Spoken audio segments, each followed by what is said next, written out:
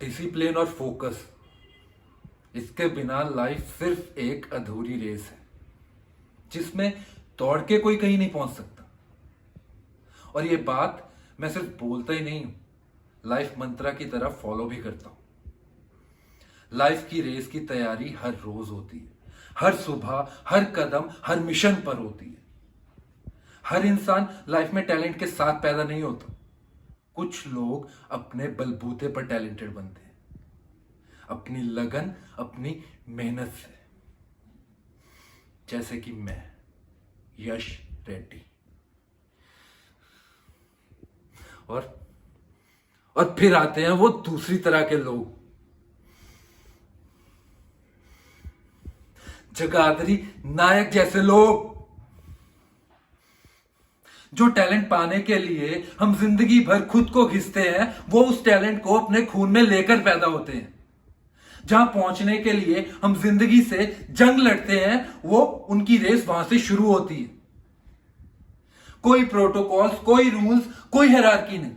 जब मन किया किसी का भी काम छीन लिया, किसी का भी क्रेडिट छीन लिया और किसी की भी वाहवाही छीन ली। इस सब के बावजूद भी सबके हीरो होते हैं भवानी जैसे लोग। Bad as Bhavani. फिर एक बार फिर उसने मुझसे मेरा मिशन छीन लिया और फिर मेरा विनिंग मूवमेंट। हमेशा की तरह सबकी चहेती भवानी।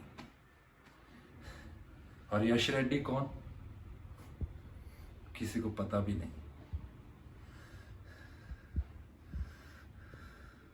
खून पसीना बहाकर मेहनत मैं करूं, ट्रेनिंग मैं करूं, पढ़ाई पूरी करने के लिए दिन को दिन, रात को रात नहीं समझा। यह सब किस लिए?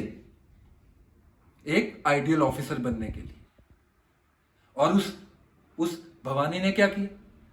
अचानक से एक दिन आई और आके काम करने के सारे रूल्स बदल दिए।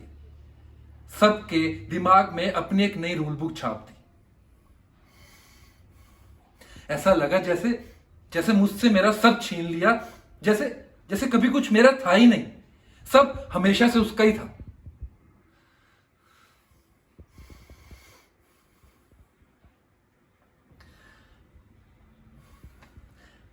ऐसा नहीं है कि मैं उससे जलता हूं या उसकी रिस्पेक्ट नहीं करता। करता हूं, बहुत करता हूं, लेकिन उसके सामने आते ही ये एहसास होता है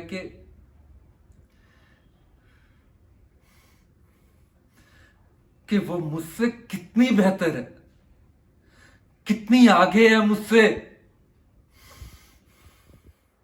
इतनी आगे कि मैं उससे आगे निकलने के तो दूर, उसके तक भी नहीं पहुंच सकता। चाहे कुछ भी कर लूं, कितनी भी मेहनत कर लूं, कभी नहीं पहुंच सकता।